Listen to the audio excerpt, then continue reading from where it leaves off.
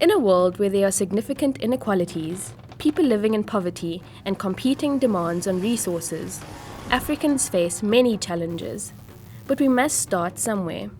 Simple strategic interventions can make a difference. Here's Africa. Here's a teacher. Here's a classroom. How can teachers and classrooms change Africa?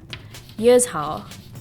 Improving the number of students enrolled in basic education or the first 9 years of schooling can lead to improvements in economics, health, and governance.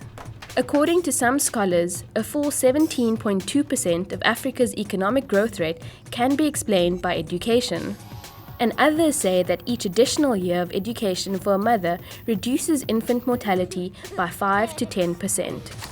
While funding education is a positive investment for both economic growth and human development, it takes between 25 to 45 years to realize the benefits, because educated children need time to mature into productive adults. More than 20% of African countries have already attained primary completion rates of 95%. Countries such as Burundi, Mali, and Swaziland have increased student enrollment in primary school by 1.7 percentage points per year. Morocco, Sao Tome and Principe, and Kenya have increased lower secondary enrollment by 1.8%. And Guinea, Benin, and Nigeria have increased upper secondary enrollment by 1.2 percentage points per year. But some countries are lagging behind.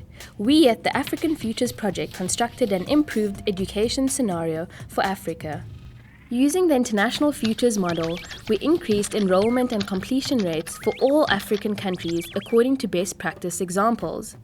We found that universal primary education in Africa can be obtained by 2030, 15 years faster than the current projections.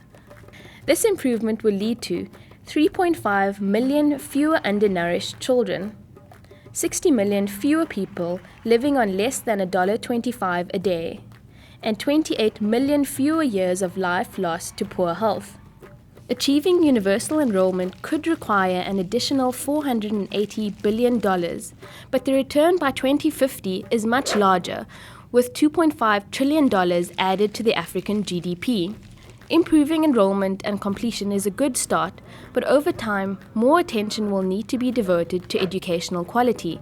Only then will Africa build a truly educated, productive citizenry.